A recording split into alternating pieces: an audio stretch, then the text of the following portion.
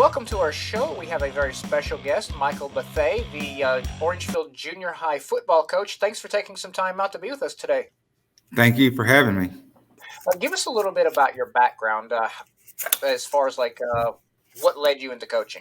So my background, my dad was a coach for over 30-something years, so it's something I've always wanted to do. I started college, and when I was young, wasn't for me when I was younger. So I started working in a school as a paraprofessional, and then I was able to coach. And so I did that for 10 years, and then I decided to go back to college. My son was growing up. I was a single father, and so decided to go back to college and graduated at the age of 40. And so just started. I started as a head basketball coach for the girls in Starks, Louisiana. Had a successful run there, and then I was already living in Texas, so I wanted to be a part of the Texas coaching fraternity. And so I've been to a number of schools, most recently Evadale and West Orange Stark, where I was the head girls coach at West Orange and the head boys coach at Evadale, but also being assistant football for both of those teams. So I've really enjoyed the coaching aspect of meeting new kids and just having a great time with the sports and just education and all. You said that you had been like a girls basketball coach and now the JV coach. Other than the obvious differences between the two sports, what are some things that, like, for instance, when you coach girls basketball, that when you got into boys football that just struck you as something that was either like an unexpected difference or just like, okay, this is a totally different mindset I have to put myself in? Right. Well, one thing, like with girls, they will do exactly what you say. I mean, they're kind of like robots sometimes. But the biggest difference with girls and boys is sometimes girls will not put in that extra work outside of the athletic period or this or that, whereas boys are always looking to do something. They're going to be in the weight room. They're going to go outside and throw the football, and so that's the biggest difference. But I've enjoyed coaching both.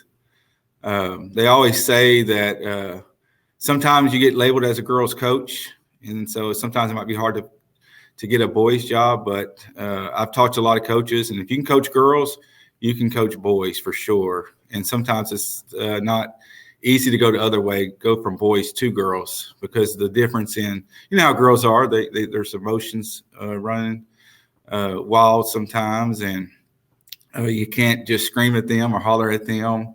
Like sometimes you can with boys. You got to be a lot more positive with the girls. But I truly enjoy coaching both genders. I just really enjoy it. Every coach I've talked to, I worked at Little Cypress Mauriceville for like 10 years. In fact, I was a paraprofessional at both in the DAP program, and I actually coached JV soccer for a season. And but every one of the coaches I had the privilege of working with seem to have like a particular philosophy or like a particular outlook on life that they try to take to the field with them. What's one that you have? Mine's always been, when I talk about philosophy, is putting in hard work.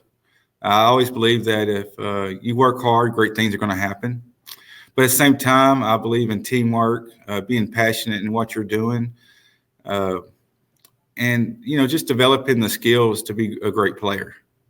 We always want to have sportsmanship. I think that is key in everything we do. I've been fortunate to be around some very good coaches. My dad was a good coach. He coached under Art Browse, and I was able to be around Art Browse and learn some things from him. Under Coach Thompson at West Orange Stark, and now with Coach Smalley, who I've thoroughly enjoyed coaching under here at Orangefield. He has really been like a little mentor to me. You probably don't even know that, but I learn every day. And I think as a coach, we have to continue to learn. The day comes that I think I know everything, I might as well go ahead and retire.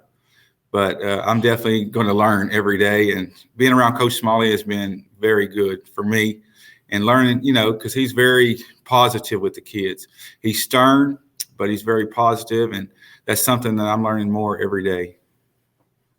Being a coach for the JV team, if you had like a young Orangefield or whatever district you happen to be in, if you had somebody who's like maybe sixth grade, seventh grade, they're just getting their feet wet into whatever sport they eventually want to play, and they came to you and said, "Coach, I want to play at the high school level. I want to make like a future as a young athlete." What kind of advice would you give them they needed to be working on then so they'll be a success when they get to you? Well, first off, we have a sixth grade pre-athletic period, which is key for Orangefield. A lot of schools don't have this period. So we're able to get the kids right now into the weight room. We're able to run a little bit. We're able to get onto the football field and teach them plays and everything. But if a kid was wanting to really get into it, I would say, first off, be around the field house, because there's always kids around the field house. Get with somebody that's going to help you lift weights. You need a buddy. You always need a partner and you hold each other accountable. And so, and if you're at home, throw the football around, shoot the basketball, throw a baseball. Everything you do, the little things outside of the school day, is going to make you successful. And then if you have questions, always find a coach. Ask that coach. We're always available. We always are wanting to give advice. And sometimes kids are afraid to ask questions. And I would encourage any kid to always go to your coach, whether it's junior high coach, high school coach, and just ask questions. That's why we're here. And to kind of like build off of that particular question, you have like either a JV kid or maybe like a varsity kid that you had maybe taught or coached in a season prior, and he comes to you and he says, "Coach, I think I want to make coaching my career." What kind of advice would you give to him, like things that you've learned that might help him or her on their path? Well, we always joke about that amongst coaches and teachers, like saying, "Do you really want to do that?" But but it's a great rewarding feeling. I would tell them to, hey, get into a school, sub a little bit. Maybe you can get in as a paraprofessional while you're going to college. See if there's any kind of programs where you can coach a little bit. Just be around where you can learn from coaches, but at the same time, be around your student athletes so you can learn how they are. Because I've been doing this. I've been a teacher for 9 years, but I've been coaching for 19. And it's really changed in 19 years as far as the coaching and how you coach. I can remember the old school way of just constantly hollering at kids and this and that. But now it's, you're not seeing that as much. You're seeing more positivity, reinforcement, which has been great. And I would just advise them, hey, come sit in a class with us. Come to our athletic period or after school and just see how we do things and see if that's really what you want to do. And if you do, then just continue to learn. That's the big key.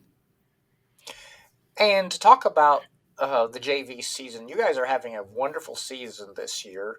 Uh, Being a JV team, there isn't anything past district. Once district is done, you're done for the season, right? Correct. Yes. But we talk about, like, for instance, a successful team. A successful team also, like, like great coaching, but there are some players on the JV team that are really just doing phenomenal this season. Would you care to talk about some of the ones that you think are really, really stepping up to the plate? Yes, right now we're 8-0 overall. We're 4-0 in district. If I'm not mistaken, our freshman group hasn't lost a game since they've been in junior high and now into high school. Our sophomore group may not have had the same success, but it's been a great mixture of kids. And so, like, our sophomore group is really learning how to win now from our freshman group. Our freshman group knows how to win, and they don't want to lose. And so when you got that mindset, it's very easy to coach a team like that they want to win. They do not like to lose. As far as some of our players, our quarterback, Carson Worthy, he leads the team. We have a great group of running backs: Ashton Summerall, Raleigh McAlpin, Kyler Green. All these kids, we're Orangefield, so we're going to run the ball. And these kids, they run the ball and they get yards and make big plays for us. We have guys on the line. I'm going to name these guys: Jackson Briggs, Kim Son, Edgar Bernal, Daniel Wilver, Hayden Carroll. Then you got our tight end split in, Caden Knott, Sawyer Alfaro. These guys do a lot of blocking. I mean, sometimes these guys don't get the recognition that they deserve. And so, I'm the guy that writes the articles and lets people know how the game's gone. And there's times I'm going to try to get these guys some recognition because it's a dirty job out there, but the success runs through that offensive line. When you look at the defense, probably our best defensive player has been Caleb Menard. The kid is everywhere. He's going to be a great varsity player. Then you got linebackers, Colt Longren, again, Ashton Summerall.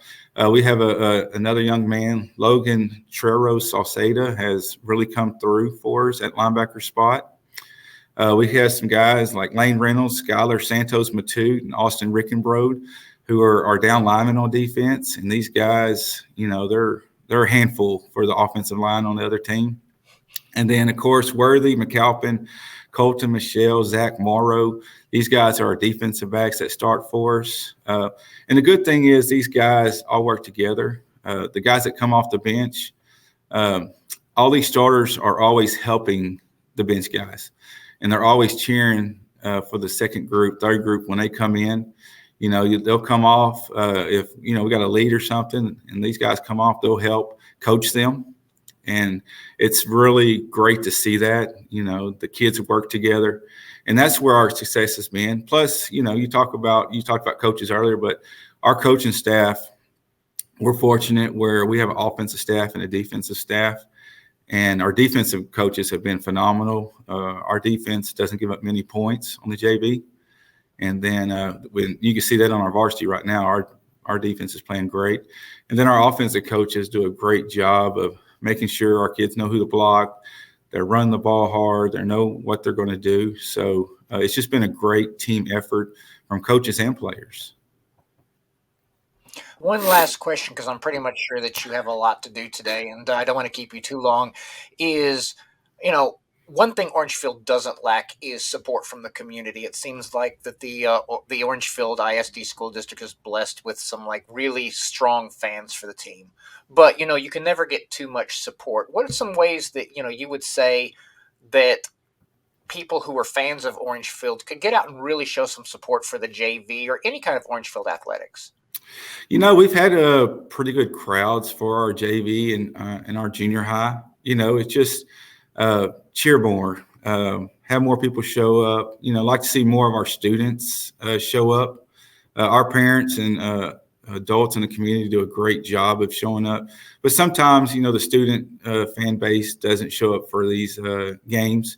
And so we'd like to, definitely see that more because they're going to cheer.